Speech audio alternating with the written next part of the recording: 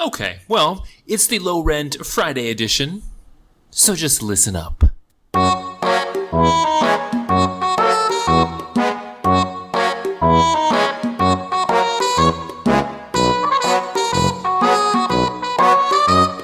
Welcome, folks, to the Dim Nurse with me, your host, Blue. Ladies and gentlemen, as we say, time is the greatest asset that we all that we all have. So thank you very much for giving me some of yours as we dive into this episode. We are releasing these pearls of wisdom every Tuesday and Friday as the everything guide for nurses at any stage of their career. And we tell you things that no one else will, in a way that no one else will, so that you know things that no one else will. Today we talk about report, an underappreciated dying art form like so many in the field of nursing. And it's really, really simple, folks. It's going to be a very simple little chat today. You basically have 4 things that you really should care about. Chief among which is the problem. What's wrong with your patient? And I'm going to give you a little tip. Rarely is there one problem. I cannot tell you how many times I go to see the patient when I'm doing my rounds, and this is across many hospitals, folks. And I'll be talking to the nurse who's in charge of the patient, and I'll be saying, okay, we're going to do this. Okay, we're going to do that. I think this. I think that. And then the nurse will look at me and say, oh, I didn't know that was wrong with them. Okay, well, we're only 3 hours into your shift. If you don't know that that's wrong with them, what do you know? And what did you learn from your shift report? How many times they took a shit? There are more important things, I'm gonna just say. So we've got the problems. The one that brought them into the hospital, right? That should be the one that you talk about first. Then you have the ones that were either discovered while in the hospital, developed while in the hospital, or that we caused in some other way while they were in the hospital. So you've got your main problem and your supporting problems. And with any problem, folks, you want some kind of solution. So solutions take a variety of forms. They're either medications, or they're surgeries, or they're time, meaning you just wait, or they're the installation of some kind of cool machine. So if you have a problem, and you will, if you don't have a problem, why is your patient in the hospital?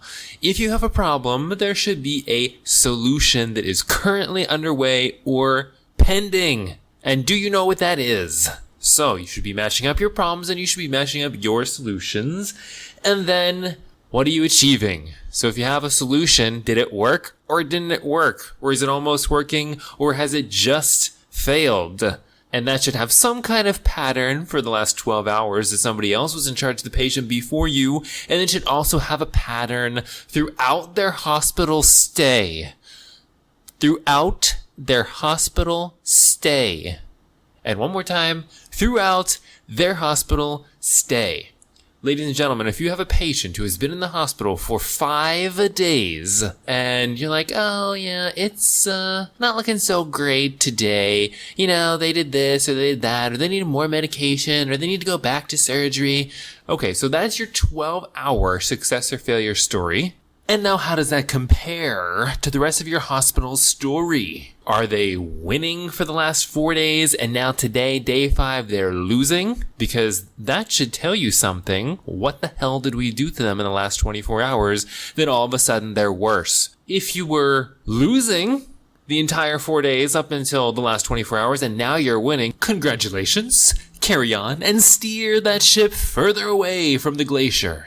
And if they were winning and they're still winning, well, get them the hell out of the hospital. What more do you want? And then you have your exam. Give me strength. While you are all suffering over the nuances of some idiotic abstract nursing policy exam in nursing school, the actual exam that you needed to know how to do was pissed on, puked on, shat on, and then destroyed forever. And at the end of the day, your exam is the only thing that actually matters. You need to know what the exam was that your colleague achieved before you. And I'm going to tell you, the exam it's 50% made up and 50% perhaps real. And the reason I say 50% made up, take note of how many people, even in an ICU setting, actually have a stethoscope and that you see them use at some point throughout the 12-hour period. It's going to be shocking. And then, of course, we have to decide if they're using that stethoscope, do they understand what the fuck it is they're listening to? That's a totally different story. But first, we have to get to the point where you're using it. The exam. We're going to talk all sorts of things about exam in the future. But what we simply want is you to understand and agree with the exam that is before you before that person leaves. Which means you should listen to their exam, make sure that you're doing an exam while they're in the room with you, and make sure that you agree. If they were missing 3 teeth an hour ago, they're likely to be missing 3 teeth still. But you'd be amazed that, oh, I didn't get that insight out. They had a full set of teeth just a minute ago, and nothing happened in the last minute. I've been here the whole time. Oh, okay, so somehow the air just pulled their teeth out of their mouth and sold them to the highest bidder. This is not rocket science, folks, but we fail all the time. So, you want to have a nice systematic approach that starts at your patient's head and goes to your patient's biggest toe, front and back, and make sure that you agree with whatever it is you're seeing. I can't tell you how many times that I go to see a patient, say, oh, this is interesting.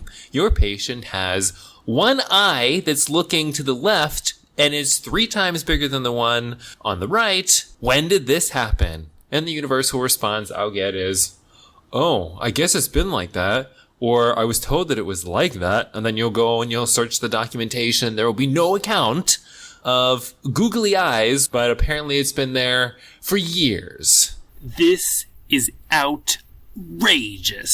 Because how? How can anybody discern what solutions and or problems your patient is having, had, or will have if this information is shit? So, have a look-see, take a gander, and make sure before that nurse gets outside arm's reach, or hair-pulling reach, or whatever kind of reach you want, that you agree on the exam that you find. And if you have an astute nurse or somebody worth being in the business, they should offer you a thought as to why the success or the failure of their solution or their exam is what it is. So if your patient is failing, they have a shitty exam, one would hope that after 12 hours and hopefully talking to other people involved in the care of this patient, that there's some firing happening within their own brain that says, oh, well, this is why I or we or the team thinks, so that you can take that in, put that through some kind of filter that makes sense to you, and then so if somebody comes by 2 or 3 hours later and asks, hey, what was going on during the day or during the night, whatever time that I wasn't here, you can actually muster a coherent thought.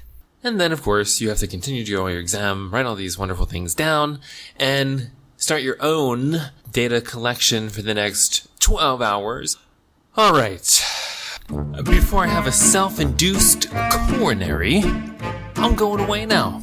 Thanks very much for listening. You've been a very attentive audience to work with. Take care.